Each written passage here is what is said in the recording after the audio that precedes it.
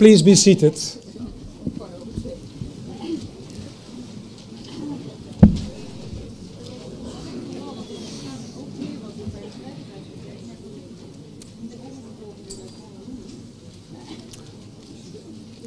Welcome. Welcome, President of the Executive Board of Erasmus University and other members of the Executive Board. Welcome, Professor Robert Chambers.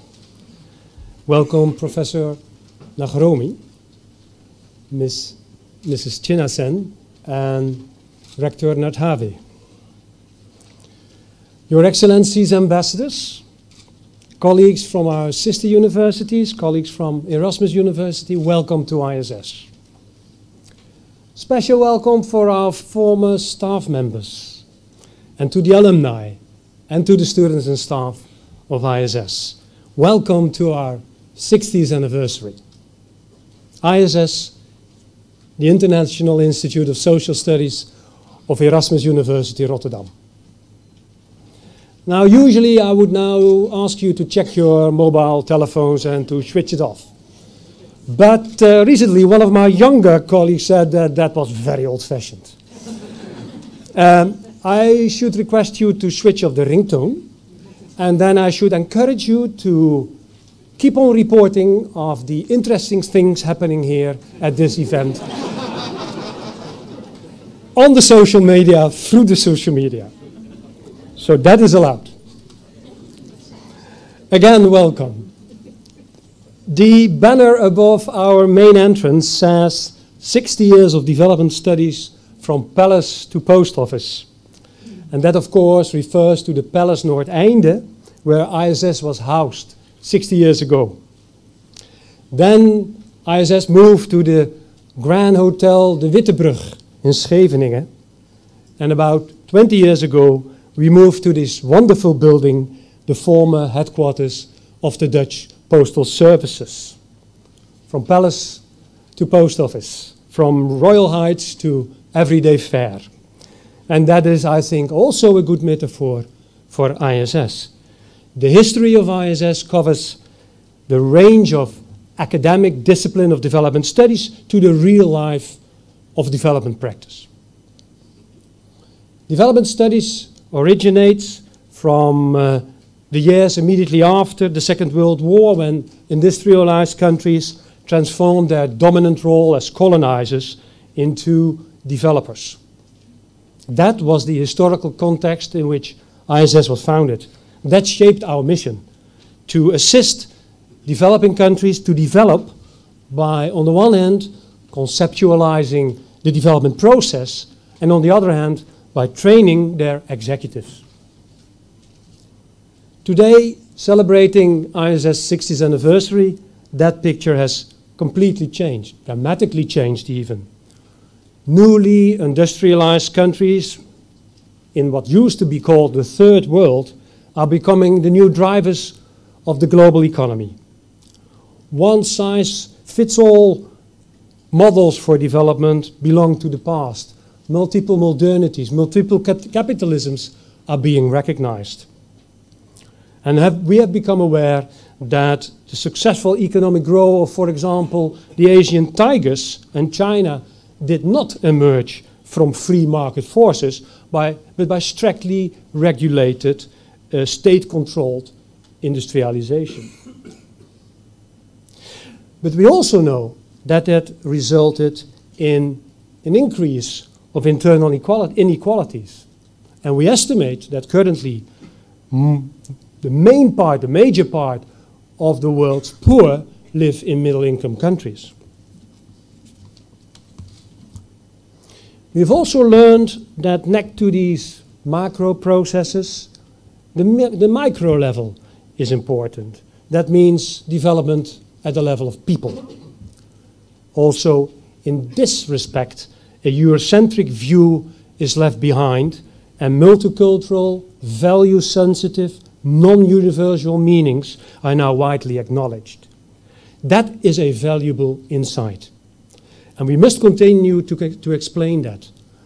Also against current political trends in this country, and probably also in Europe at large, trends towards inward-lookingness. we must also formulate the alternative. At present, ISS seeks to understand phenomena of globalization and development with special reference to the Global South and with particular attention to matters of equity and social justice. We focus on economic, political, cultural, social transformations in Asia, South America, Africa, and of course related processes in what we now call the Global North. We should not forget that, cannot stress that enough. These processes are linked. We also have something to say about transformations in our own societies. Now, since the world is changing, also ISS is changing. And our research, for example, has been evaluated and needs to be refocused over time. We had the visit of an international peer review committee early this year, and I'm glad to report that overall ISS rating by this committee was found to be very good. But successes of the past don't guarantee success in the future. So in order to remain leading, we have again to improve the quality of our research.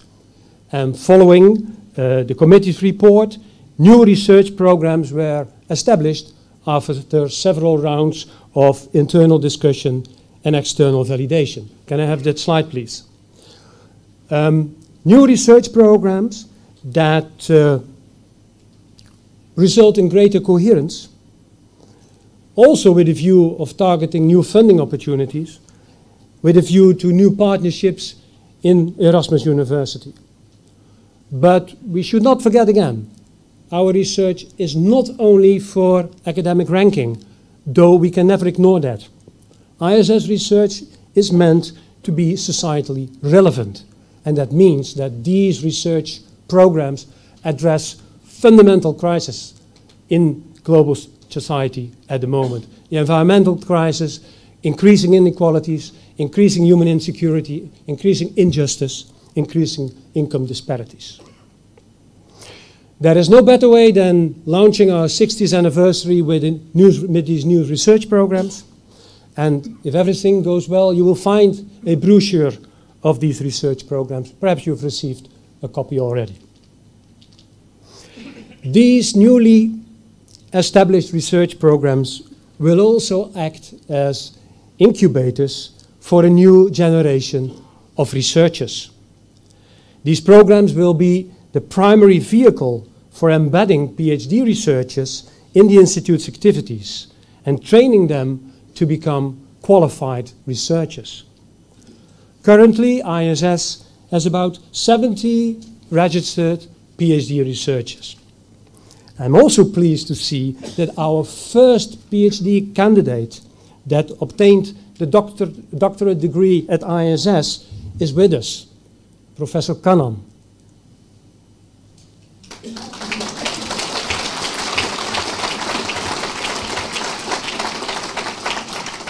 Returned to ISS as professor in the Center for Development Studies in Kerala, India. I'm very proud of that.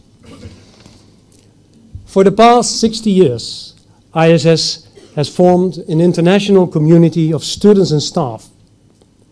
The enormous diversity of both students and staff in terms of geographical and cultural background and in terms of experience from different sectors of society, state, civic society, private sector, offers a vast wealth of experience.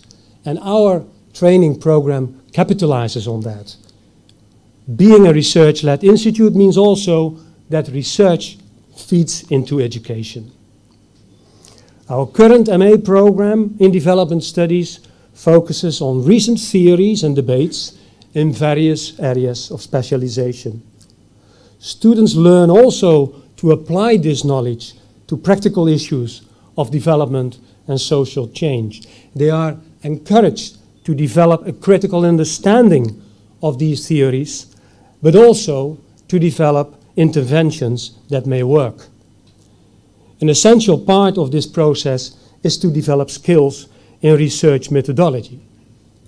Recently also, may I have the next slide? Recently also ISS has streamlined its teaching program into 5 so-called majors, again tackling the major issues of development in North and South.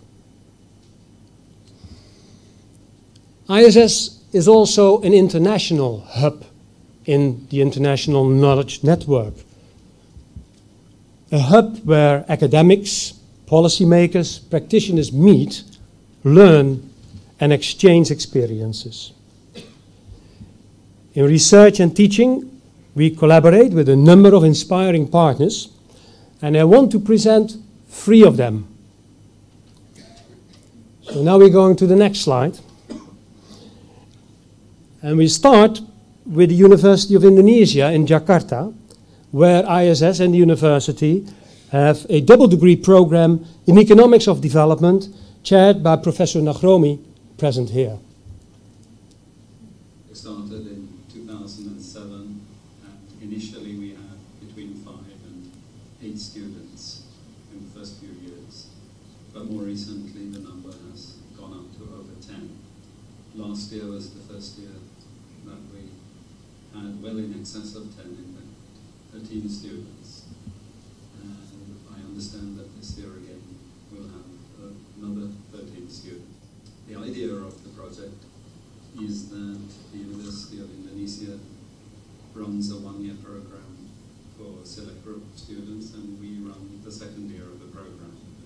And at the end of it, they get an MA in development. Our experience has been really positive, although it's a very large number to have in each program. Usually we have about 20 to 25 students in total, including the 13. It's worked out very well.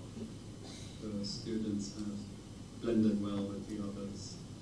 They don't keep to themselves, which is incredibly important.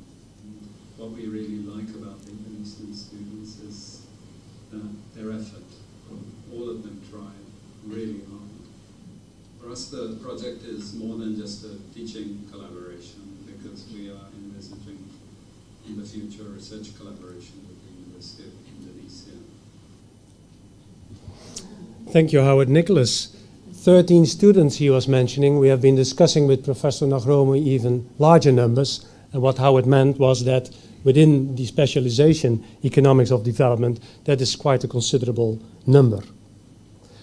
Our second partner, the FHR Limapo Institute in Paramaribo, Suriname, here represented by Mrs. China Sen. You see the director, Hans Limapo, explaining how he got in touch with ISS. Yes, please. 10 years ago, when the FHR Institute, which was established in 2000, when we entered the buildings of ISS, unannounced with a request for help, because we had an intention to start a course for diplomats. This was a request from the government. Together with ISS in Klingendahl, we decided to start a diploma program on international relations and development. So we do have the operational responsibility, entire operating responsibility of the program, but the quality assurance responsibility for quality of services with ISS.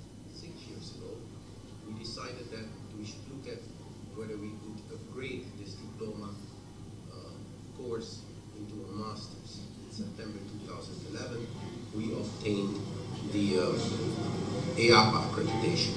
We're very proud that we're the first non-European institution that has obtained that accreditation. And I must say, in particular, Jos Mohr and Houten did a lot of work to achieve that accreditation. Up to now, we've delivered about 150 masters in Suriname, and given Suriname's population of 400,000, 400 to 500,000, you can imagine that 150 masters in governance do make a difference, do make a major difference. We do have a very solid and good relationship with partnership relationship with ISS. The future looks bright as far as I'm concerned, and I sincerely hope that with ISS together, that we can stay for another long period, and that the next celebration of what we call in Suriname Digiari, that at that occasion we will be able to again be together with ISS. Thank you. Thank you, Hans Limmerpo, Rector. He did not mention the institute after himself, but after his late father, who was a famous lawyer in Suriname. And then thirdly, the Police Academy Assipol in Mozambique, in a NUFIC-sponsored program to improve service delivery in the public sector and public sector reform. Assipol is here represented by Director Natalis. Please. The ISS collaboration with Mozambique was conceived under the Netherlands Program for Institutional Strengthening of Post-Secondary Education and Training Capacity Program, better known as MPT. MPT was funded under a financial arrangement through the Netherlands Organization for International Cooperation in Higher Education, NUFIC. The project consisted of 2 phases which continued from 2004 to June 2012. From the beginning, the project involved 3 Mozambican partners: the Academy of Police Sciences, ASIPOL, the Higher Institute for Public Administration, ISAB, the Faculty of Arts and Social Sciences of Eduardo Mandela University, FLEX. The overall objective of this project is to contribute to the improvement of public service delivery by contributing to the ongoing reform of Mozambique public sector. More specifically, the project aimed at strengthening institutional capacity of ISAB, FLEX and ASIPOL in order to provide quality training, research and outreach programs in good governance and public administration. In the particular case of the Academy of Police Sciences, ASIPOL, the project was very relevant to its core business, which included the provision of higher education and professional training on police sciences, organized and implemented practitioner courses for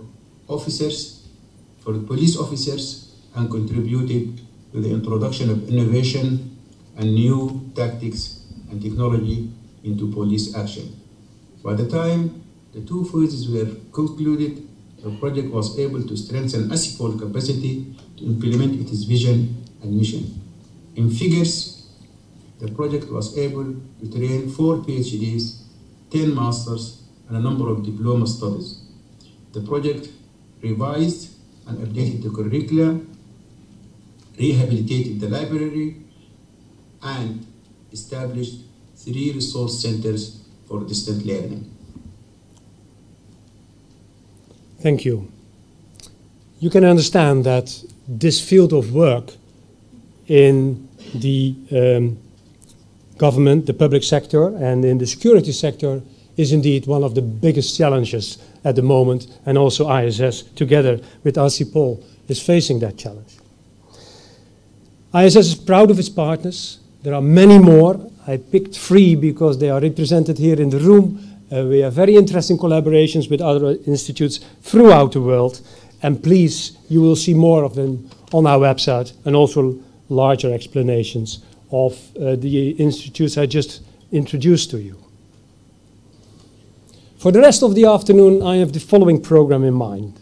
In a minute, I will invite Mrs. van der Meer, our university president, to the fore. And then I will invite Professor Des Gasper to introduce Robert Chamber, who will deliver the DS lecture.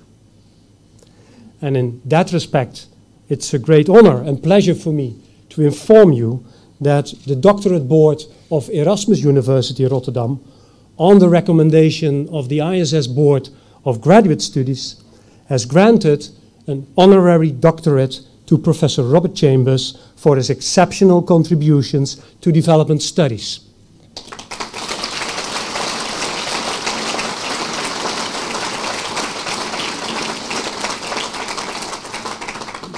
Robert Chambers has been an inspiration to many of us here at ISS, including myself, and keeps on stimulating us. Yesterday and this morning, he held several workshops with our PhD researchers and students, and these were all very lively, vibrant meetings. The honorary degree will be conferred on Professor Chambers at the ceremony in Rotterdam on the occasion of Erasmus' 100-year anniversary, and that is the 8th of November next year, so we'll have a whole year of honorary fellowship with Professor Chambers to celebrate. After Professor Chambers' lecture, I'll give the floor over to the Lord Mayor of The Hague, Mr. van Aartsen, and before closing, I will draw your attention to the new cookbook, the new ISS cookbook. Since July 2009, ISS has been a part of Erasmus University Rotterdam. Being part of a wider academic community has presented ISS with new opportunities for joint ventures in teaching and research. Among others, ISS offers a minor in development studies for Erasmus University's BA students. ISS is a founding member of the EUR Graduate School of Social Sciences and Humanities and of the Rotterdam Global Health Network. Of course, our international student population and our international network also contributes to Erasmus University's internationalization. I would like to invite our university president, Mrs. van der Meer Mohr, to come to the floor.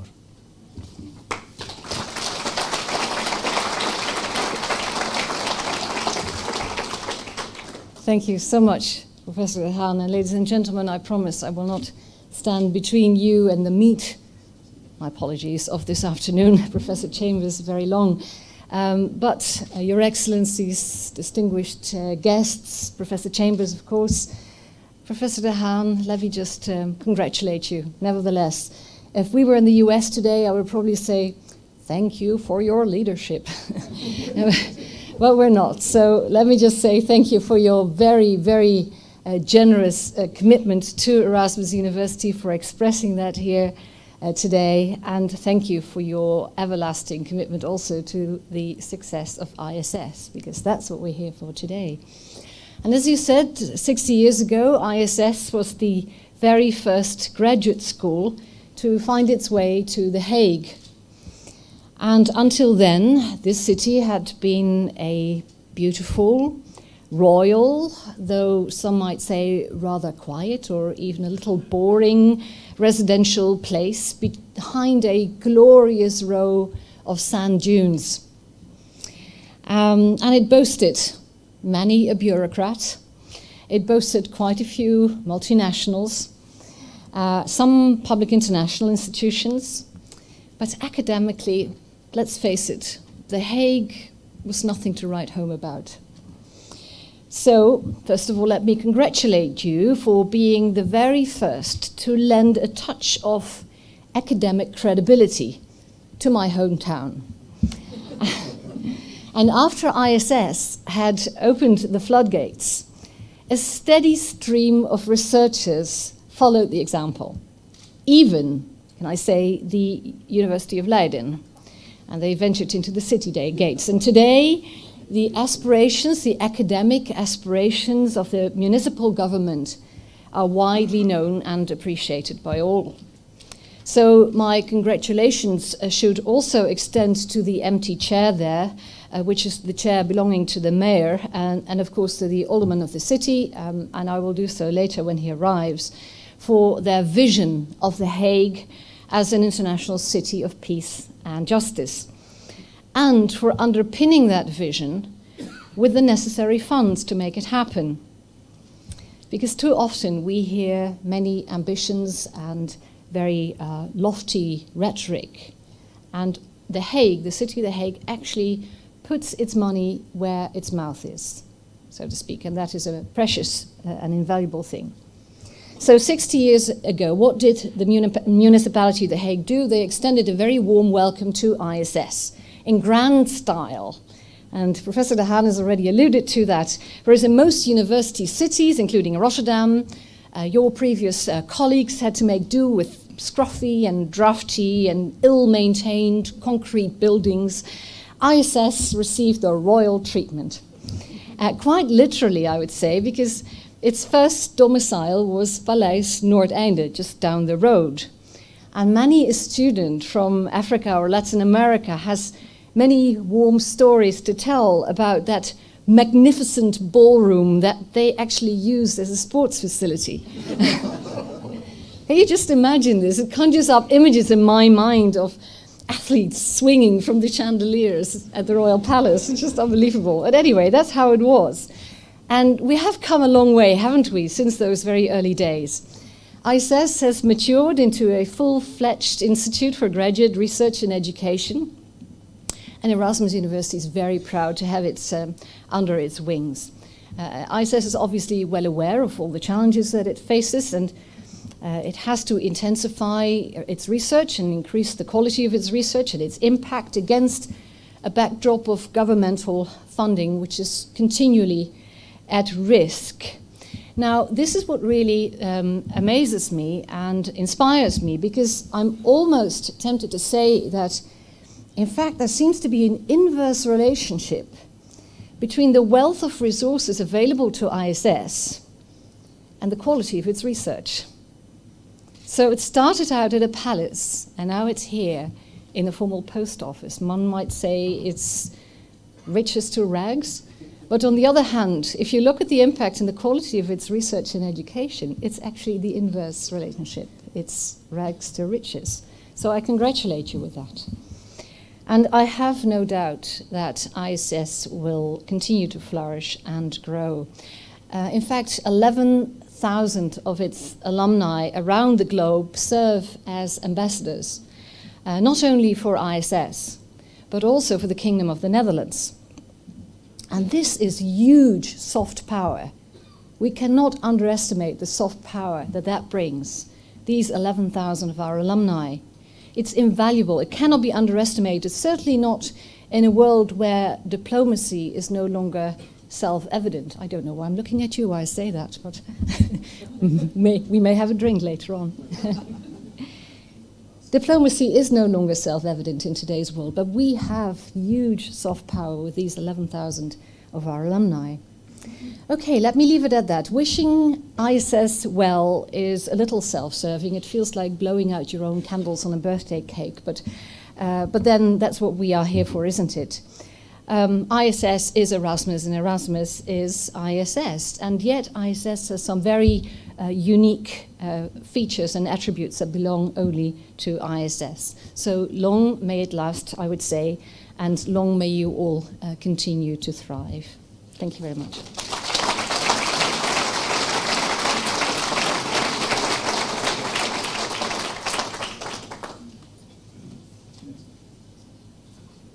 May I invite Professor Gasper to come to the floor and introduce Professor Chambers.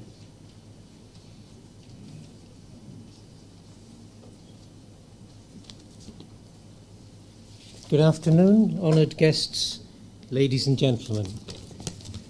I originally prepared a PowerPoint presentation with a sort of parade of Robert Chambers' history of publications, and I decided, no, maybe the PowerPoint won't work, or I slightly regret now, in the magnificent new facilities in the aula, that I did so, but instead I've written a speech.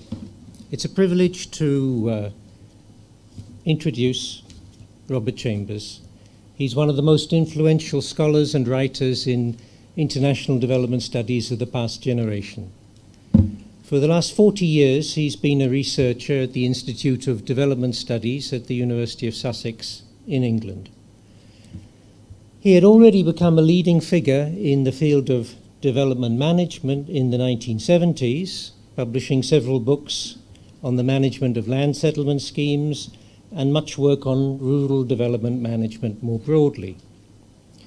This drew on 10 to 15 years of experience as an administrator, lecturer, and researcher in Africa, to which he later added 5 or 6 years research in India. Dr. Chambers showed a special talent for expressing insights in terms that were effective in reaching wide audiences. For example, he reminded us about the great relevance of seasonality, wet season, dry season, and so on, for all aspects of rural living and rural research.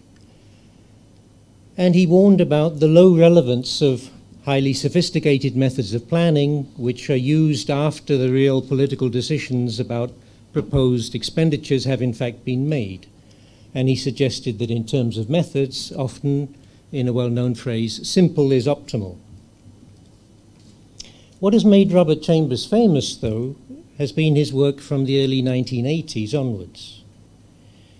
Looking back on the work of his mainstream development management period, he came to consider much of it to be misleading, misconceived, and sometimes even disastrous. Robert has made a major contribution to a paradigm shift in development studies towards more people-centered and bottom-up approaches. From being a mainstream, innovative development management scholar, he evolved into being a world leader of participatory development research and participatory practice, and a central figure in the corresponding global knowledge networks and communities of practice, not only in universities, but also, even especially amongst practitioners, in NGOs, government, and civil society.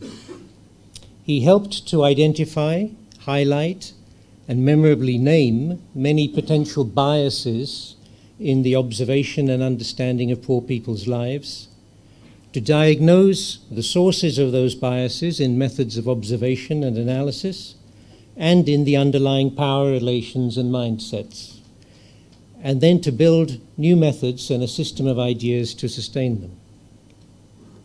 So he's contributed in convincing many development theorists and practitioners to take a more people-centered view.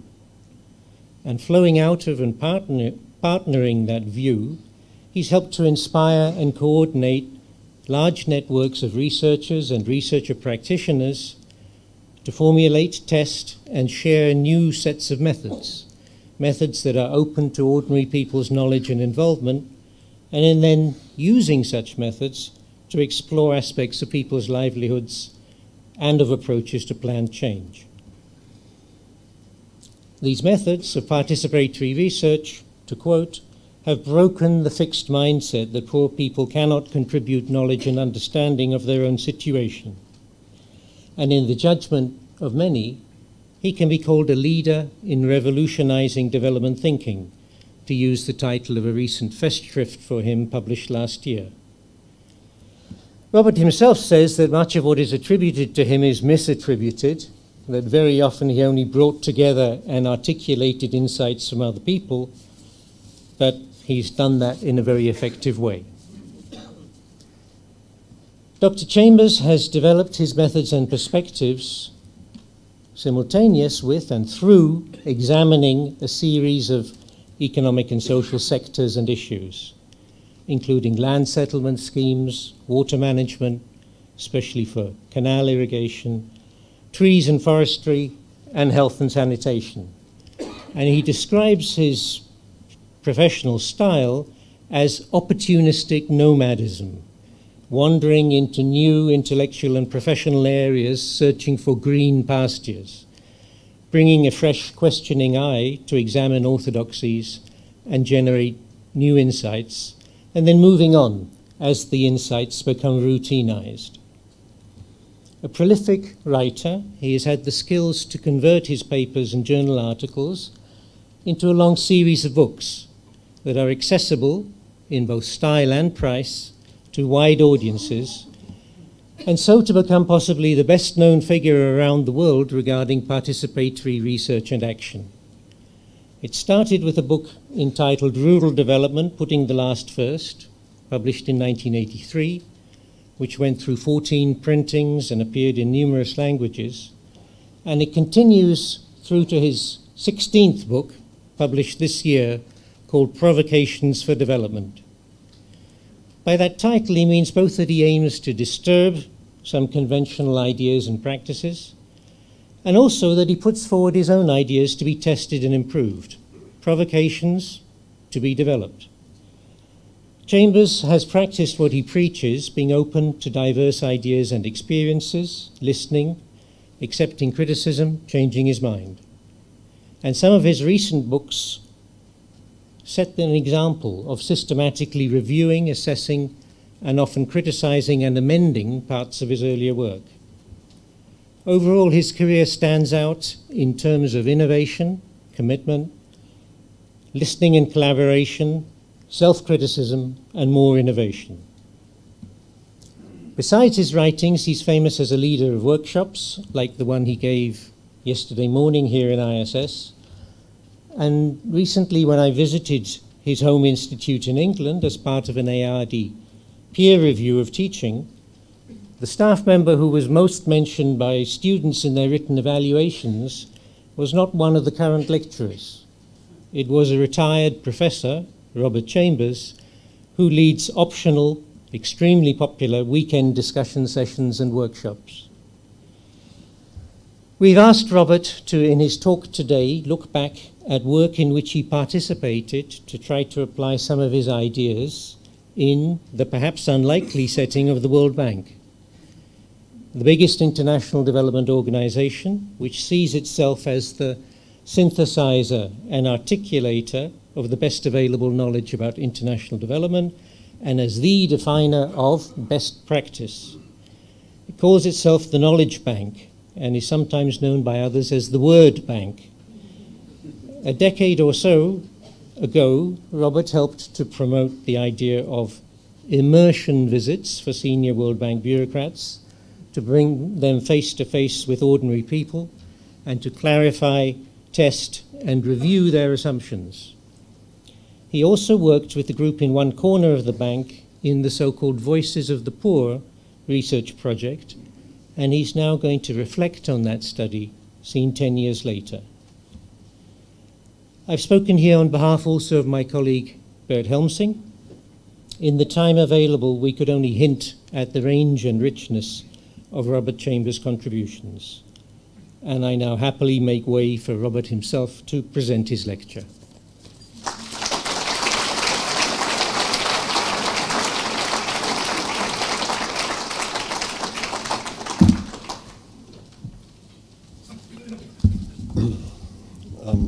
Madam President, Rector, Excellencies, colleagues and friends. I'm frankly just very moved at the honor that you have done to me and at the sort of introduction that I've had. I find it really quite daunting because a lot of my life, my professional life, I've been something of an outsider. And the recognition that you have given me, that the university, the Erasmus University, and that the ISS have given me means a tremendous amount. I can't tell you how much it means. So I want to thank you very, very much for that honor, particularly coming as it does at this time. The institute where I work, the IDS at the University of Sussex, is a much younger sister of the ISS. The ISS at 60 may possibly be the oldest development institute. I don't know. There are people from the ID here. They'll know if there are any that are older. But I think, and I like to think, that it's very likely that it was the example of ISS that led the Labour government after, with Barbara Castle and so on, to found IDS itself.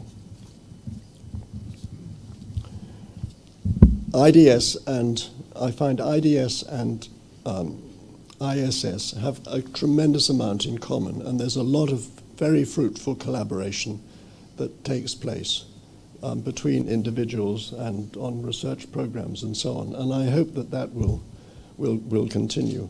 And I won't, it's difficult, and I don't want to really pick things out, but But I would like to say that I think that the editing of journals here has been really, really outstanding, and that June Boris in particular has elevated the Journal of Peasant Studies from being a rather sort of left-wing neglected. I don't mean that it's not left-wing now, but from being rather neglected to a phenomenal growth, which is probably almost unparalleled with any academic journal.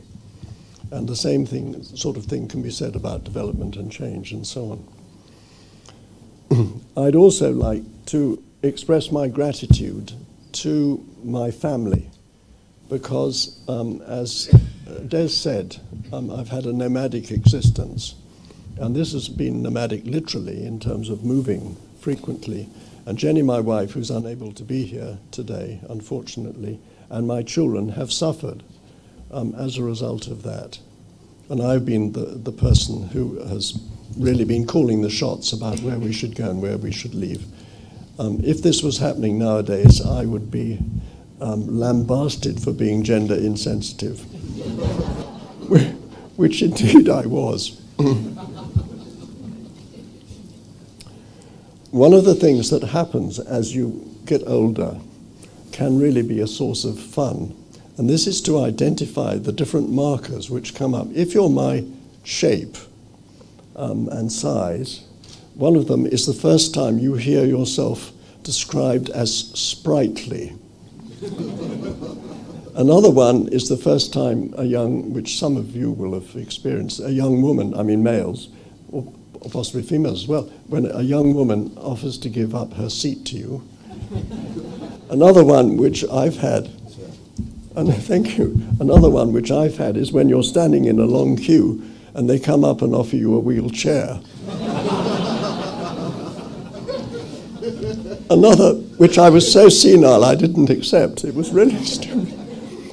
Another which has not been applied to me yet is somebody coming up and saying, "Are you having a senior moment?" My brother-in-law has heard himself described as a sweetie, but that hasn't happened to me. But what I found in IDS is that another marker which has come up recently is when you're described as institutional memory. Now, there's one thing that I should mention, I think, about these anniversaries. And I mean, it's really just a little bit of incidental fun. But the lustrum is every 5 years, and this is the 12th lustrum. And some of you will know that if you want a 12-sided figure in which all the sides are the same, it's called a Dodecahedron. The figures which are all the same are pentagons. So if you want a symbol for what is happening here, you could take a dodecahedron because you've got both 5 and 12. Could I, just before I get going properly, could I just ask, because I like to know who I'm talking to, could I ask just very roughly who you are? How many people are from ISS? Right. How many are faculty from ISS, and how many are students from ISS?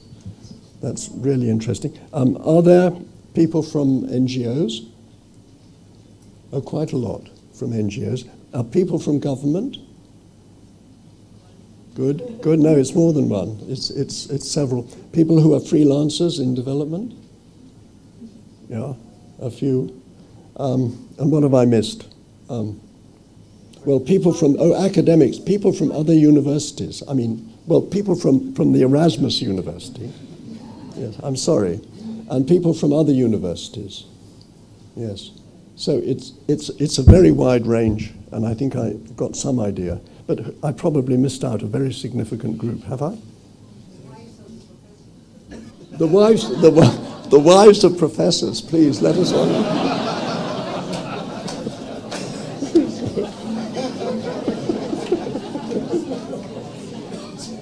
What about husbands of professors? No. Okay.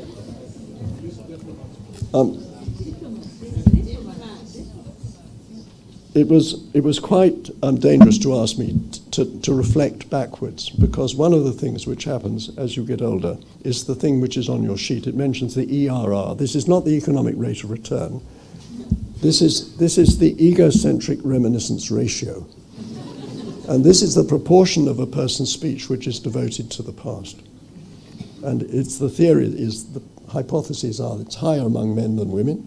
It rises with age. On retirement, it leaps to a new high plateau. It's higher in the evening than the morning. And it rises sharply with the consumption of alcohol. But it's not the evening, and I'm sober, but I have actually been invited to reflect backwards. And I really assure you I am going to start. But I would like to say one other thing, and that is, Des has mentioned this, but I have very often been very wrong in the past. And I'm very likely to be very wrong about some of the things which I'm going to say, perhaps quite dogmatically now. Now, looking to the past in order to look forward. If we go back to the 1990s, I won't dwell on it, but the 1990s were a period when participation was really flourishing, more, I think, than it does now. And there was a great deal of innovation. And there were things called participatory poverty assessments. And this is one. I was going to show this on PowerPoint, but this morning I was liberated because I couldn't find my PowerPoint anywhere. So I assure you this lecture is going to be a PowerPoint-free zone. But this is a rough guide to PPS. There were well over 100 participatory poverty assessments using participatory approaches and methods. And they generated a huge number of insights into the realities of poor people. And the World Bank was involved in this. The World Bank had a big participation process in which they involved a lot of NGOs and others. And there were a lot of people in the World Bank who were really serious about this. Well, this led through to the World Development Report 2001. And the Voices of the Poor was a project which was designed to influence that World Development Report. World Development Reports, as we know, are very, very influential. And behind all this was Wolfenson as president of the World Bank. And he was very, very committed. He was insisting that his senior staff should do immersions, living for a few days and nights with poor people. And he was very, very much behind this project, which was called Consultations with the Poor originally. The Voices came in later as a way of describing it. I was involved on the IDS end. We had big debates about whether we should engage or not. And in the end, on the advice of colleagues, mainly from countries in the south, we did engage. I'll come back to that. But the collaboration was very, very troubled. I am not an easy person to collaborate with. Jenny, my wife, has many of the ideas, and I write about them. And I've tried for 30 years to get her to co-author a book with me.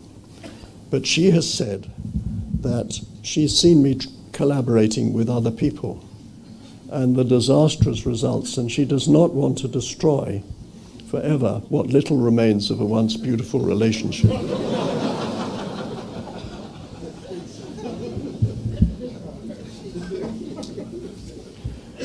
The idea of the Voices was that there would be countries where poor people were enabled to express their realities, and that these would feed into and influence the World Development Report. We had a long, I could go in detail into the methodology, but I don't think you'll be interested in that and how we developed it. There was a lot of pilot testing in 4 countries, trying different approaches and methods. And then between a number of us, we put together a methodology.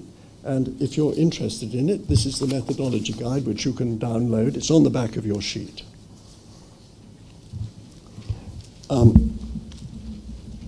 There were something like 270 communities involved in this in 23 countries. There were probably over 2,000 focus groups. So the amount of data and insight that was generated was enormous and posed a very big challenge. There were 4 topics which were explored. One was ideas of well-being and ill-being that people themselves had expressed in their language. So we harvested a huge number of expressions for the good life as people perceived it and the bad life. And this included wealth ranking. And then there were, what are poor people's priorities and how have these changed, was a second topic. Relationships with institutions of different sorts, like, I mean, the churches, the state, the police, and so on, was another one. And then gender relations were explored in these focus groups. There was wonderful training done by Meer called Shah. And if it hadn't been for that training, I don't think this would have been possible, because the approaches and methods, which were mainly participatory, were not familiar to all the people who were in the research teams.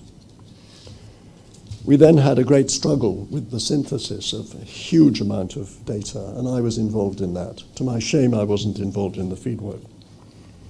And we tried to synthesize it. And some of the things which came out were, first of all, there was the priority of the body to poor people. The body as the main asset, which is indivisible, uninsured, vulnerable, and can flip from being an asset to a liability. Another one was the places of the poor, the places where poor people live. That came out very strongly. Then there were institutions, NGOs, CBOs came out quite well, faith institutions came out well, kinship, of course. But the police consistently came out badly, and I'm really pleased that you're training police, and I hope it's more than skills, I hope it's in their attitudes and behavior as well, because that was really crucial. And then gender relations, and identified how gender relations had been changing. What came out of this also was that there were very poor people that we called the bottom poor, who were largely invisible, even to the people who took part in these focus groups identified another group of people who were the bottom poor. And they are very, very often not recognized and not known and not seen, even by people in their own communities. This was what came out as a really shocking finding. Well, the World Development Report was strongly influenced by Ravi Kanbor, who was the task manager.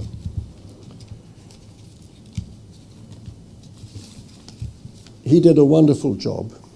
Eventually he resigned because of interference. He managed to structure it as being empowerment, security, and opportunity. After he had resigned, they had to keep those categories because it was too far down the line. But they put opportunity first. Opportunity was the one which was most neoliberal. And empowerment came, and then security. But it didn't change the content. And we're left with questions about what sort of insights we got from this. Here are 2 quotations about what people said about the good life. This is a middle-aged man in Bulgaria. Being well means not to worry about your children, to know that they have settled down, to have a house and livestock, and not to wake up at night when the dog starts barking. To know that you can sell your output, to sit and chat with friends and neighbors. That's what a man wants. And then there was a woman in Ethiopia who said this: a better life for me is to be healthy, peaceful, and live in love without hunger. Love is more than anything. Money has no value in the absence of love. And it was remarks like this which made us realize the multidimensionality of people's ideas of well-being and also that materially, well-being was having enough for a good life. It wasn't having a great mass of things. That was not what people came up with and not what they aspired to. Did it have an impact? Well, quite a lot of the boxes in the World Development Report were based on what people had said. Wolfensohn himself said that he had read the whole book which came out. This is the book, it's called Crying Out for Change, which 4 of us put together on the basis of what had come out. He said he'd read the book twice. He kept on quoting it, so I think it did influence him.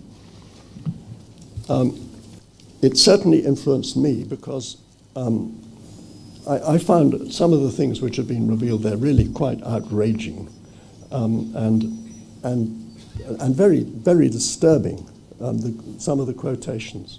And they're in the book, and you can consult them.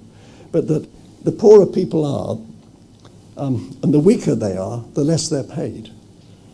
If they're starving, they're paid less than if they're not starving, because they can't negotiate. This came out powerfully from Malawi. And I mean, it's outrageous. People were turning to crime not because they wanted to be criminals, but because they needed to feed their families. This happened a lot in Eastern Europe. And that was quite a shock. A lot of people they didn't want to be criminals. The police came out again and again and again as oppressors, not as defenders, not as people that you welcome into your community, people that you want to keep out of your community. And this was across the board in these countries. So the police are a huge priority, I think still a huge priority, in terms of trying to assure people's well-being. And their training and their behavior and attitudes are really critical. Well, then there's the question about critiques and dilemmas in all this. I've written about this. It's in this book called Knowing Poverty, with a lot of confessions. But we had this big dilemma to engage with the World Bank or not. And we debated it, we discussed it, and particularly I and my wonderful treasured colleague and friend, Andrea Cornwall, we kept on kicking this backwards and forwards between us. Should we or shouldn't we? And in the end, we did. Whether it was right, I don't know. But we did. At least I did. Another thing, for those of you from government or from funding agents, which was absolutely wonderful, was that the people in DFID, we said, we're not going to do it if we're funded by the World Bank. No way. But the people in DFID said, we'll fund you, but you don't have to accept the money. If you decide that you don't want to work with the bank, you won't lose anything from us. We won't take any notice. It's your call. I thought that was brilliant. I've never come across that coming from anywhere else. And I mean, it's a real example to people in funding agencies. Another thing was about power and mindsets and the ability that we had to pigeonhole, to frame, and to construct knowledge. And there was this awful trade-off between time and open-endedness, and the extent to which one selected information. And I found that our identification of places of the poor was actually circular, because we'd said in the instructions, try and find out where poor people are. So naturally it came out. And the same thing with the body. It was a category in my mind. And so I was looking for stuff about the body to justify my own perspective. And this runs right through the whole experience that we had. And there was one incident which I think is very, very salutary. We generated numbers about whether violence against women was increasing or decreasing. We had a meeting in the bank just before Wolfensohn was making his annual speech. And the leader of the project told all of us that out of our project had come the finding that violence against women was increasing. And Meer contested that. She had analysed all the stuff. And she said, yes, in some places it's increasing, but overall it's decreasing. And this was too late to change Wolfinson's speech. Wolfinson's speech already said how awful it was that violence against women was increasing. So that was one thing that we learnt about this, because the data was analysed 5 times before it was really accepted that violence against women, very, very serious and very, very prevalent, but actually, on balance, decreasing. Another thing that we found is really to do with the ethics of editing and the ethics of sound bites. And I think this applies to many of us, certainly applies to me. If you're looking for a good quotation to support a point of view that you have, you will leave out some bits and you will include bits, and you do ... if you're really honest for the bits that you've cut out. But I think many of us do that, and ethically you can say it's in order to make an important point and you don't want to be diversionary. But I have to give you this example, which was from Wolfinson. I told you that earlier quote, and I'll read it again, because we all loved this quote and we quarrelled over who could use it in their chapter. A better life for me is to be healthy, peaceful, and live in love without hunger. Love is more than anything. Money has no value in the absence of love. This quotation was in Wolfinson's speech, without the last sentence.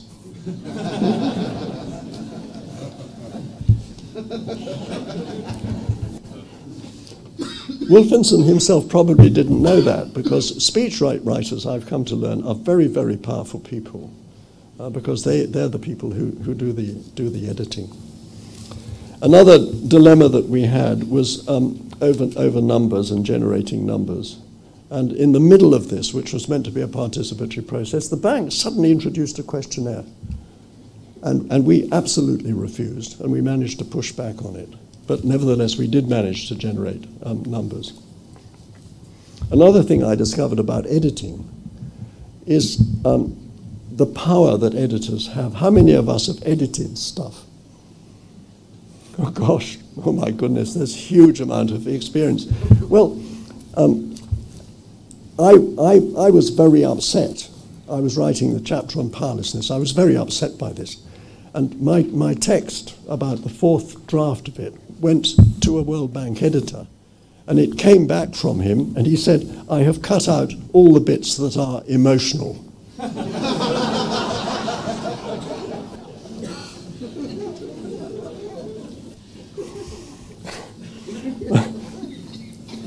My colleagues, there were some very, very good critiques of this whole thing, and particularly Andrea Cornwall has written very, very credibly and well about ventriloquizing, quote, the poor, using the expression the poor as a way of domesticating them into a category to help. And I think that is a very valid and fair criticism. And nowadays people talk about people living in poverty, which is slightly more general, but not the poor. And other colleagues said that it had just been used to decorate the World Development Report, illustrations and flourishes. So what are the lessons from this? The first one is, if you're somebody like me, you can be seduced by power. I was very pleased to be doing stuff. I've been to the bank. Wolfinson told us our work was very, very important to him. This sort of thing that you drop with your colleagues to impress them. Or maybe it doesn't impress them, that's another question. Maybe it does you a lot of harm. But it's very, very easy to be seduced, particularly if you're a social scientist, I think, by power. Another is the importance of reflexivity, of self-critical reflection about how you're framing realities which are being expressed by other people. Another one is to stand up and fight for true representation, as far as you can. Another one is that there are many, many trade-offs in any process like this where there's a huge mass of information and it's done on a very big scale. And another one, really, is to keep at it, not necessarily to say we can't do that because it's too difficult, the risks are too great, but to keep on trying to do better. So this comes forward into the next section, which is about the context and challenges which we have now in 2012 and how these relate. And I think that there are 4 dimensions which are really significant and important. The first is for, I was going to say poor people. You see, you get trapped, don't you, into shorthand. For the people of concern, the people we're talking about, marginalized, poor, and so on. Change for them in the conditions which they experience and in their awareness, their priorities, and their aspirations is, I think, accelerating. I think it's a lot faster than it was 10 or 15 years ago. I've been asking people this question in workshops, and uniformly they've said, yes, things are changing for poor people faster than they were. I'm sorry, I've slipped again. Another one, which you mentioned, Leo, is that a large majority of the people in this condition, of the very poor people, are now in middle-income countries. And we need to adjust to that. And I don't think the adjustment has taken place. The second point is that I think more than before, there is a thing we can call the capital trap. And this is that people who are working in development, whether it's in the government or whether it's in an aid agency or even in an NGO, are more and more trapped in central places, particularly capital cities. And this is because of email, it's because of meetings, it's because of many different demands on their time and on their contact, and that these have got much worse than they were. I've come across a social development advisor who had only once been in a donor agency, who had only once been out of the capital city in 3 years. A person who wrote the economic development plan for Afghanistan never went out of the capital city for a year when he was doing this. He wasn't allowed to because of UN insurance regulations. He was trapped. He went in a helicopter once on a private visit, but he couldn't go officially. So there's this capital trap. And then I think that there's a very, very significant tension in development now, which we can call paradigmatic. If we take a paradigm to be an interlocking of concepts and words, principles, values, methods, behaviors, and relationships. And the behaviors and relationships, I think, are really important and significant. There's been a very big shift in the past 10 years among donors towards a things paradigm, which is top-down, which is preset. It's the log frame, and it's results-based management. It's that whole mindset and way of doing things which has become standard, which some of us 15 years ago thought were so ridiculous that they would die a natural death. They're now accepted by everybody, and we play the game. I've had to play the game with something that I know is absurd, that the person who's funding us knows is absurd, but we have to help him within his organization to make the case to fund us. And this is a tragedy. Well, let me elaborate on the mindset thing. Some of you will be familiar with the Paris Declaration. This was a declaration on aid effectiveness, which was about 6 years ago. The Paris Declaration on Aid Effectiveness, which all the donors signed up to. I went through it. I don't know if you've ever done this. If you use Word, who uses Word? Yes. If you use Word, if you do Control-H and type in the word and then click, you can go through a text, and every time you come to the text, that word, you can see it and you can count them. So I went through the Paris Declaration, and then I made up a sentence of the words which are used most in the Paris Declaration. I will read it, and I will emphasize the words which were used. To monitor indicators of effective performance from aid, donors, and partners need the capacity to manage the mutual harmonization of programs to assess, measure, and report on results.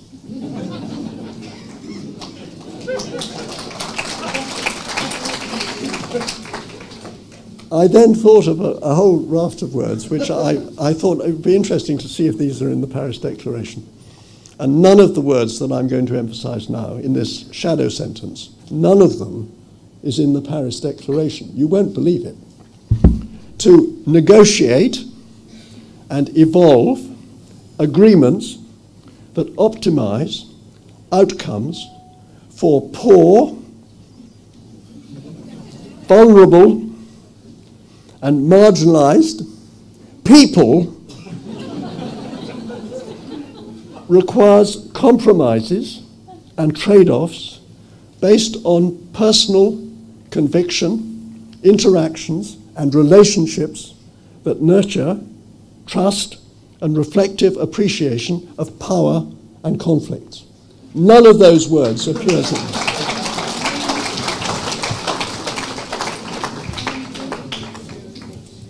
So we can ask what the hell is happening.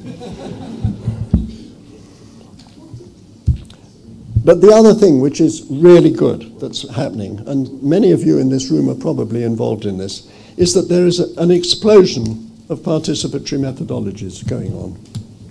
And this is very, very exciting because in the 90s, they tended to have a label and to be confined. And sometimes there was an individual who was identified with that methodology. Appreciative inquiry was one example of this. Reflect was another one.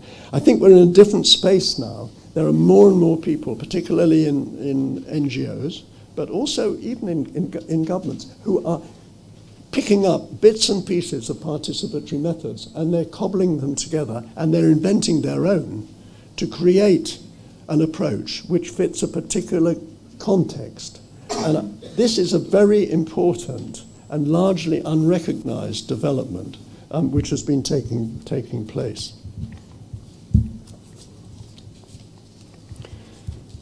So we come to the question now of whose realities and whose voices, and experienced and heard how.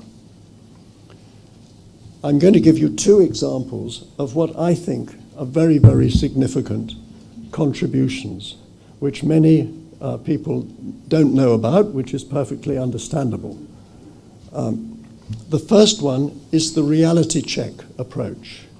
Has anybody heard of the reality check approach? Thank you. Not many. And it's not surprising. But it is, I think, a very significant breakthrough, and I'm hoping that this is something that will be very widely adopted in the world. It has been invented and developed and used in Bangladesh, but now there have been applications in Mozambique, Indonesia, and Nepal, and it has a potential to spread much more widely than that. But it needs very careful preparation and training and selection of people who carry it out. What they do is, it's been sponsored by Swedish Sida, who support two sector programs in Bangladesh. One is primary healthcare, the other one is primary education. And they wanted to know how these programs were going and what was really happening at the grassroots. So what they did was they got together a team of researchers, mainly young people, and trained them. And then they go every year at the same time of year, which is the worst time of year, and stay with the same family. There are 9 locations and quite a lot of families. And they go and stay with them for 5 days and 4 nights. And so they're one of the family. They're recognized, they're known in the community. And they just chat and wander around, and they find out what's happening. They wander into a hospital, they sit in a class, because it's acceptable, because they're not felt to be threatening. And then they come together at the end, and they have photographs which they bring, and they have all sorts of stories and quotations, and then they see what is changing and what is in common. And what has come out of this is that the rate of change, the rate of social change in Bangladesh, and this is rural, peri-urban and urban, is spectacular. The change in gender relations is difficult to credit. I'm told that it is illegal now for a male to strike a female, but it is not illegal for a female to strike a male. And my informant, who was a woman, told me that she had seen battered men in hospital. Now, that's an anecdote which may not be at all representative, but what does seem to be clear is that young men are very, very threatened by young women. The old idea is that young men, that they pester, that they Eve tease, that they pinch girls' bottoms and all the rest of that. I mean, that seems to be out of date. It's Adam teasing. I mean, they're teased by the girls. And the positive discrimination for females seems to have led to a very unbalanced situation now, which can be considered quite serious if it's not rectified. Serious in the sense that young men will become more and more marginalized and then delinquent and difficult. They found a lot of other things. Very rapid increase in the consumption of salt and of hypertension, which was not known, was not recognized. People are having much more disturbed nights and sleeping much shorter periods at night. The traditional birth attendants are doing a better job than the skilled birth attendants who've been specially trained. Well, that's too bold a statement, but they're doing much better and they're much more trusted. And one can go on and on and on. The director of education in Bangladesh spent an hour and a half with the leader of this project, one-to-one, to find out what was really happening. Because the money which is, I can go on and on, but the money which is meant to be going to help poor families to send their children to school is being demanded by the pupils so that they can buy snacks, which are being aggressively sold outside the schools. And this appears to be very widespread. So being in touch and up to date through these reality checks seems to me to be a very good way forward. And I think we should have reality checks in the UK. I would like to see it as something which is universal around the world, as a way of keeping in touch with those rapidly changing realities.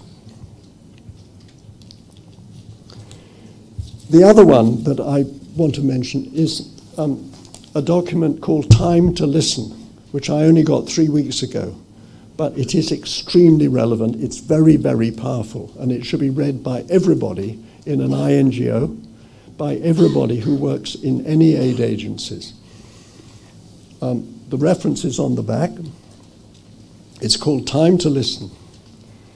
And what they have done is they've spent time with 6,000 people who are involved as recipients of aid at different levels in different countries all over the place. And they took 3 years over this and did it, I think, honestly and thoroughly.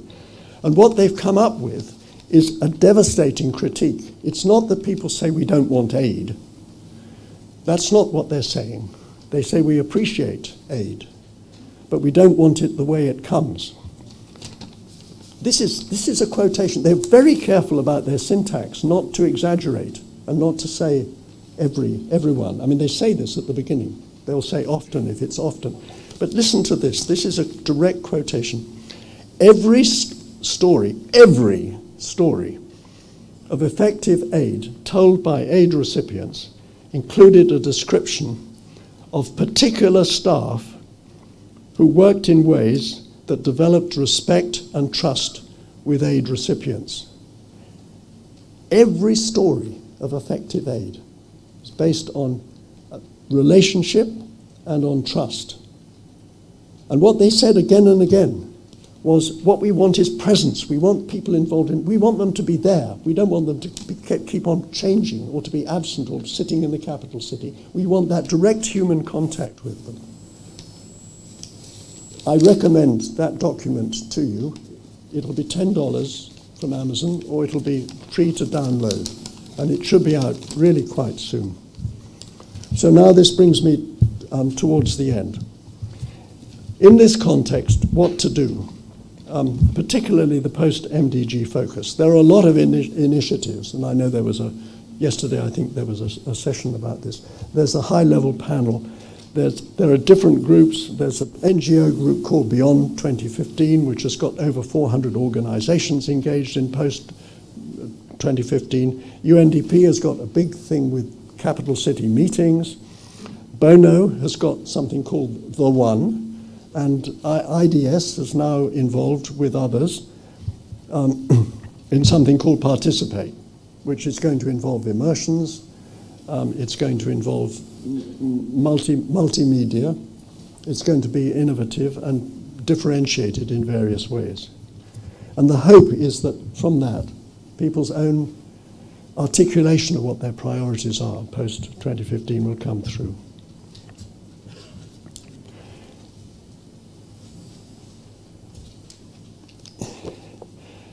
I wonder, post-MDG, whether the approach should be much more radical than I have heard so far, and whether it should be both putting the last first, but also putting the first last. That we've got a world which is polarizing in terms of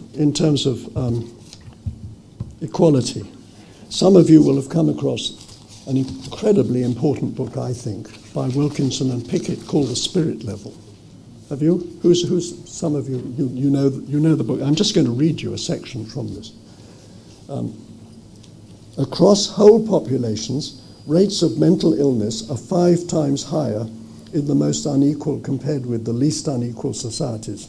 Similarly, in the more unequal societies, people are 5 times as likely to be imprisoned, 6 times as likely to be clinically obese, and murder rates may be many times higher. The reason why these differences are so big is quite simply because the effects of inequality are not confined just to the least well-off. Instead, they affect the vast majority of the population. And they found this with incomes over $20,000, $25,000, that the only thing that makes the difference to indicators of well-being, the only thing, and there's masses of evidence for this, and it's been very well researched, the only thing that makes a difference is equality and inequality. So the question is that something that we really ought to go for? And then the last thing is no need to wait. But I have to tell you, just as a warning, about something that happened with my mother when she was 94. She was a very independent woman, and she lived on her own. She wanted to. So I used to phone her in the evening, and she was a little bit hard of hearing. So I phoned her one evening, and she said, "Robert, what have you been doing?" So I said, I've been teaching. I try not to teach. I think we struggle to help one another learn, but anyway, I kept it simple. I said, "I've been teaching." And she said, "What? Speak up, I can't hear you." I said, "I've been teaching." And she said, "I still can't get you." So I absolutely bellowed into "I've been teaching." And she said, "Oh, preaching."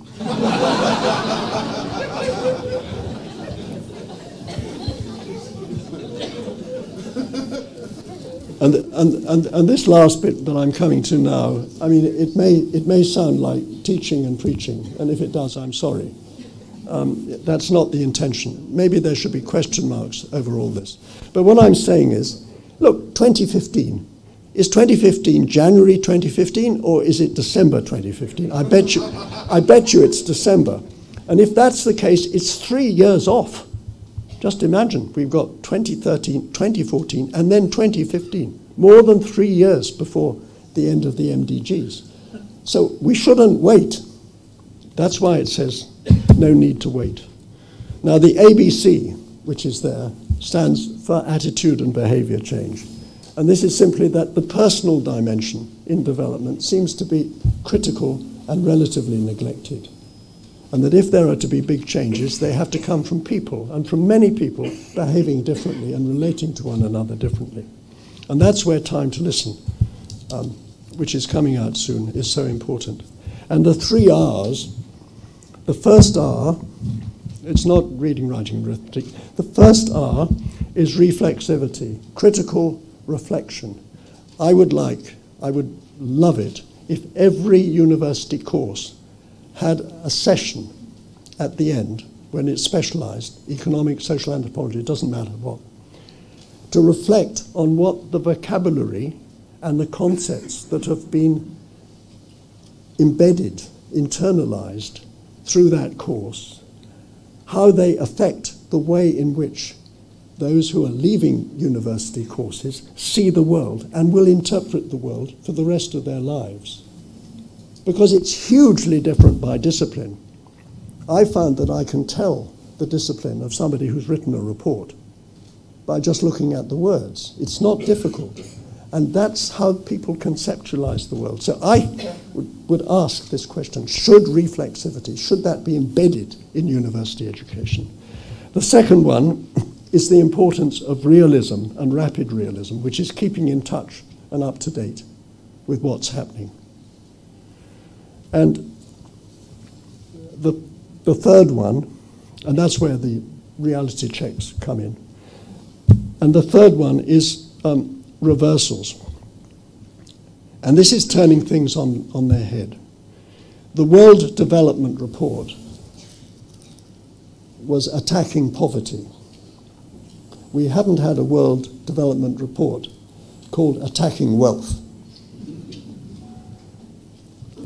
We haven't had a World Development Report which is about, we've had one on inequality, but not really grasping the significance of inequality, that there's both a bottom to bring up, to be enabled to come up, but there's also a top to come down. If we're concerned with well-being, with responsible well-being, then we have to reduce inequalities. And that means that the people who are very well off, and I mean it may include some of us, that we have to sacrifice in order that others can come up, in order that we can have societies in which there is a greater prevalence of well-being. And there's a concept of responsible well-being for rich people, which can be thought of. In the Voices of the Poor, as it was called, one of the most striking things came from Nigeria. You probably know that when they do international surveys of happiness, the happiest country comes out as Nigeria. And you wouldn't think that. And then the question is, why does Nigeria come out like that? Well, in the Voices of the Poor, Nigeria stood out for two things in their definition of well-being. One of them was being able to settle your children, but that was universal. It was just that it was very strong in Nigeria. But the other one, which didn't crop up elsewhere, as I recollect, was being able to help other people. And that really throws you back and makes you wonder, is part of the reason why Nigeria comes out as such a happy country because part of their definition of well-being is being able to help other people? It's a question mark.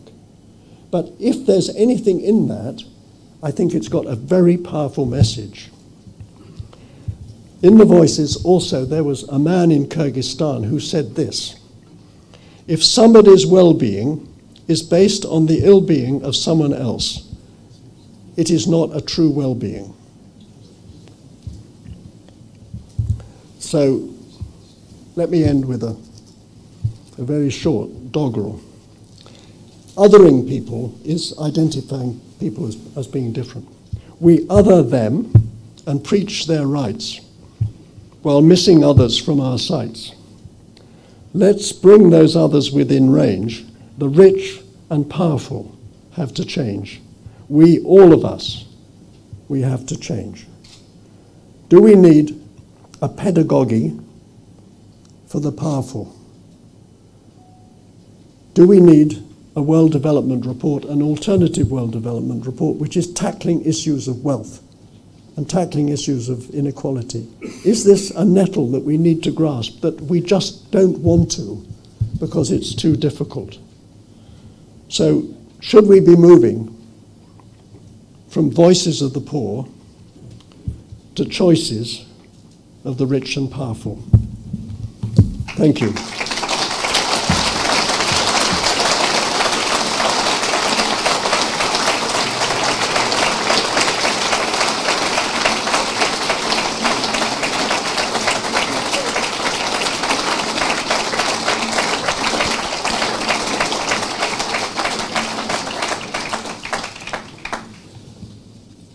Thank you very much, Robert Chambers.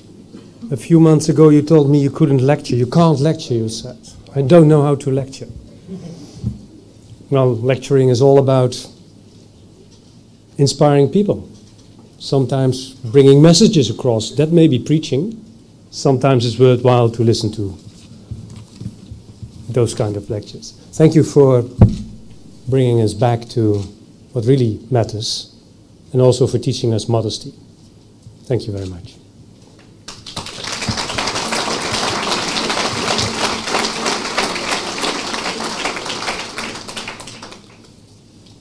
Ladies and gentlemen, ISS finds a stimulating habitat in the city of The Hague, seat of the Dutch government, including the ministry, seat of foreign embassies, Dutch development organizations, international institutions.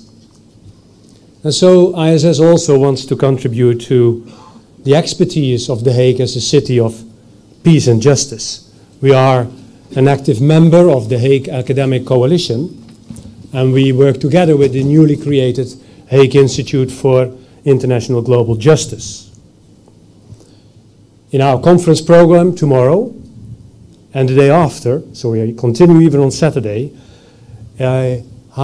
a Hague Academic Coalition conference on the politics of justice is organized. So I'm very grateful that the Lord Mayor of The Hague is with us today, and I would like to invite him to the floor.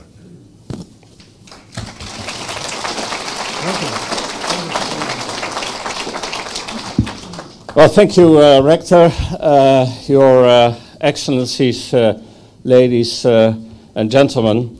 1952 was the year in which Dwight D. Eisenhower was elected as President of the United States. Elizabeth II was proclaimed Queen of the United Kingdom, and the Olympic Games took place in Oslo and in Helsinki. And the Treaty of Paris, establishing the European coal and steel community, came into force.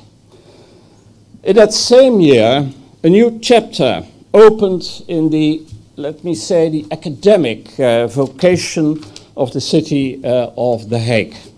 Because although we had already the Hague Academy of International Law since 1923, we can safely say that The Hague's development into an international research center and student city only took off with the arrival of NAFIC and the International Institute of Social Studies.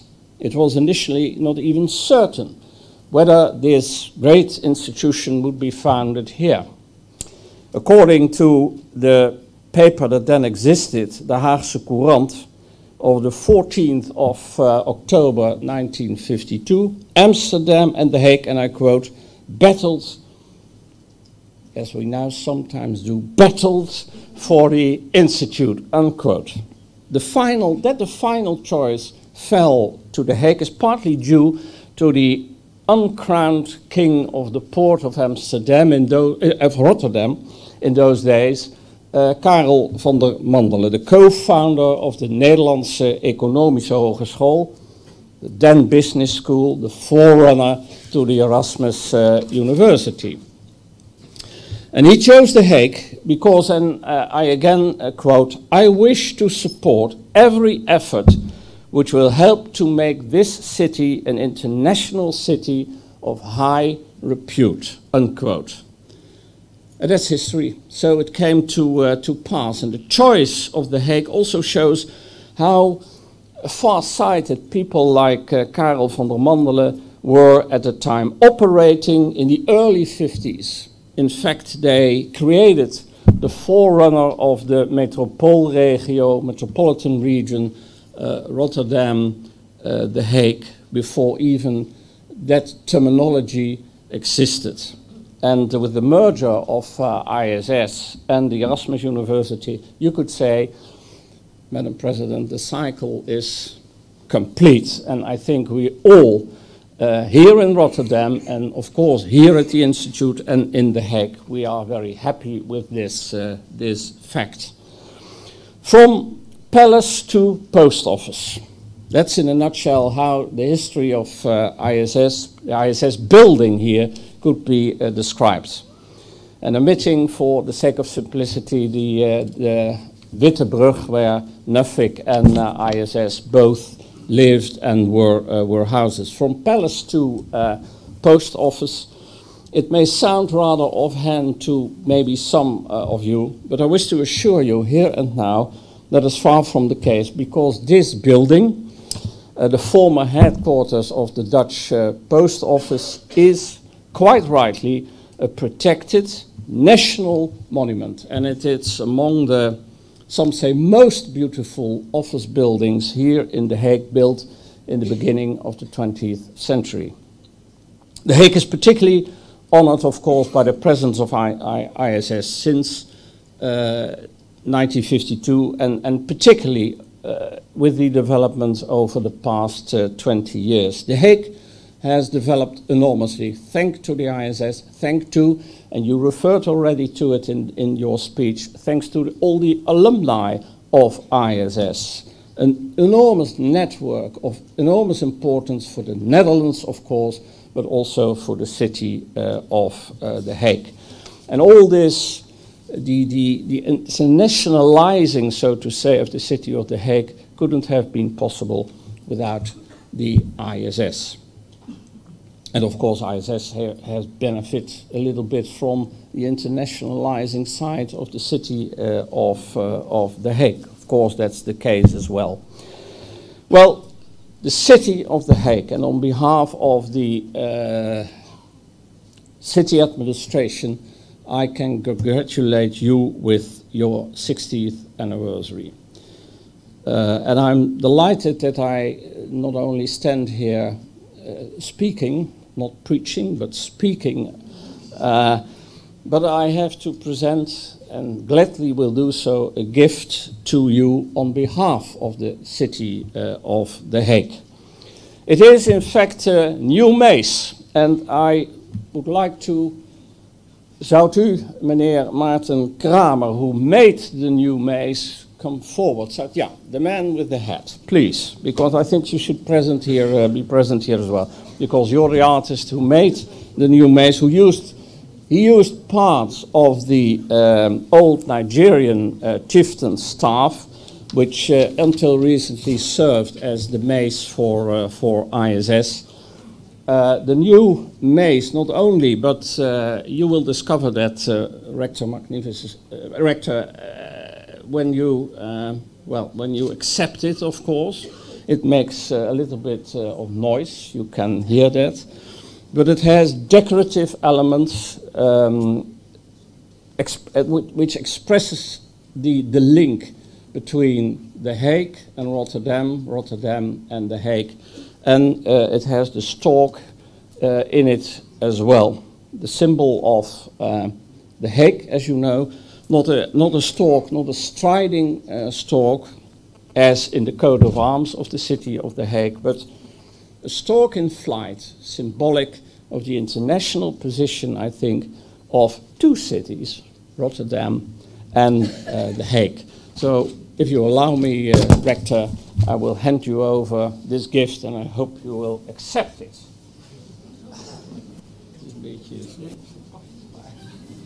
Dankjewel, ik ga hem uitpakken met die...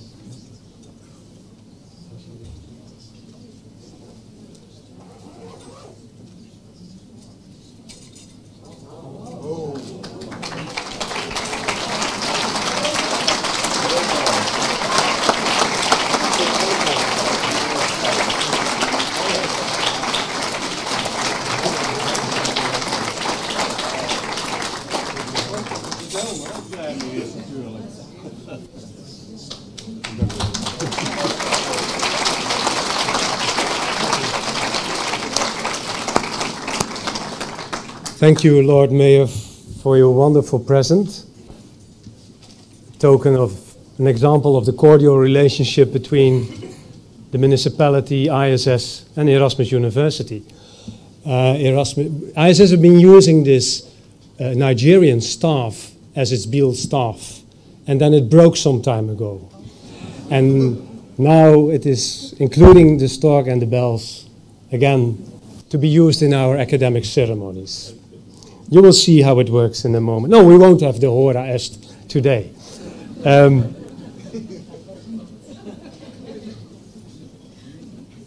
One more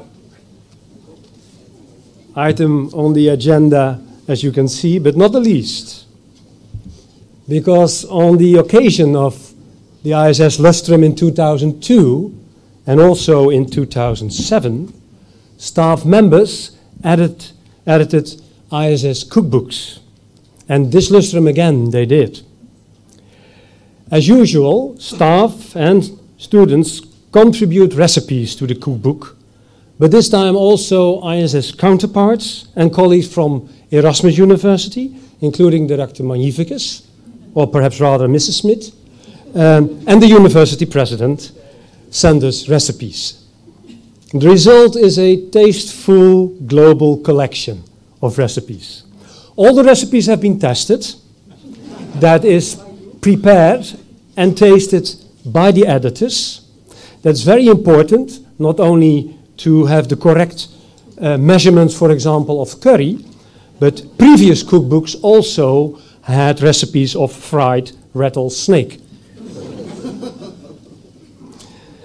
The ISS cookbook this time is entitled Global Kitchen Rules.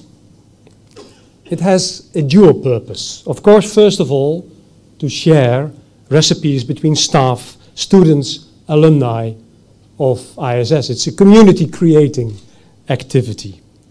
But it also meant to raise funds by the sale of the cookbooks. Cookbooks are presented as public relations gifts and also as personal birthday gifts. The proceeds of the sale of the cookbooks are used to sponsor prospective students to study at ISS. So first of all, I would like to thank the editors, Karin Shaw, Annette van Geen, and Karin Heerdes for again editing the third cookbook, and also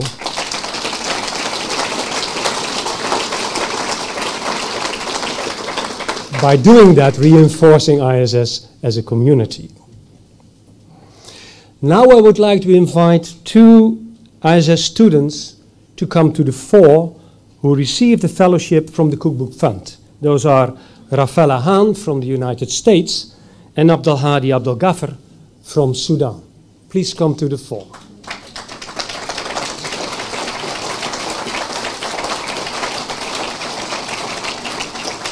And I would like you to present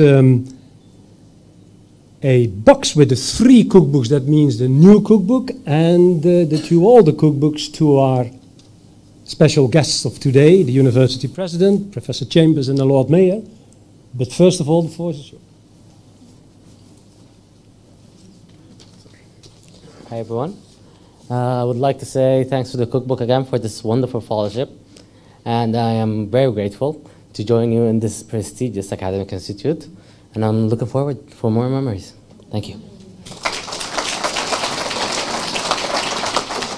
Hello everyone, thank you so much for the opportunity to study at IAS, and also thank you very much to Professor Robert Chamber for your informative lecture, and also to our esteemed guests. Thank you.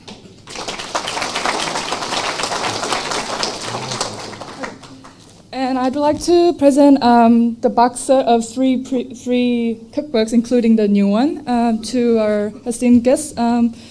President, excuse me if I pronounce your name wrong, President Ms. Meer Mohr.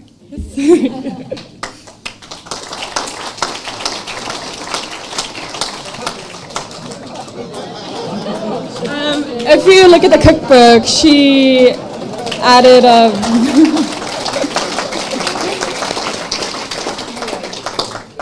if you look at the recipes, she added a very interesting and simple recipe of bagel and newspaper. So you just cut up the bagel, and so yeah, that apron will help you with the bagel. And Professor Robert Chambers.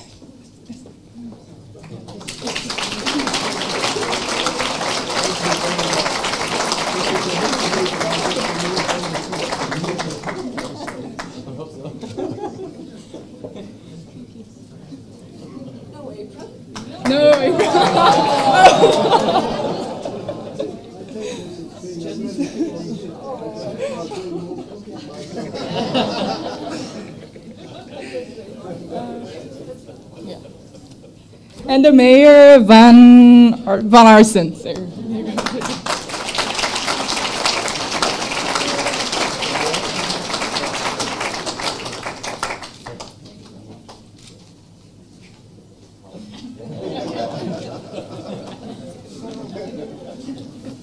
Thank you very much. Thank you.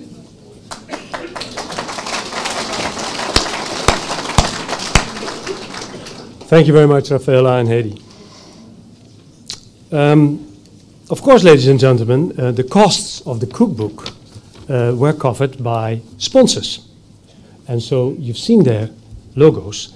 And I would like, therefore, to thank the sponsors for the contribution, their contribution. Also, of course, the cookbook is for sale at the reception, €5 only. Not for the nice box. That costs you, for the 3 copies, 25. So I urge you to buy them in large numbers. It will make a perfect gift. And moreover, you will enable a bright prospective student with insufficient means of her or his own to study at ISS. Ladies and gentlemen, this concludes the ceremony. I invite you all to the reception in the atrium. Please wait until the cortege has left the auditorium. Moreover, I urge you not to form a queue. First take a drink, enjoy the reception, also enjoy the art exhibition of our colleague Peter van Bergijk, buy a cookbook, and look for a suitable moment to offer your congratulations to whomever you prefer to do so. Thank you very much.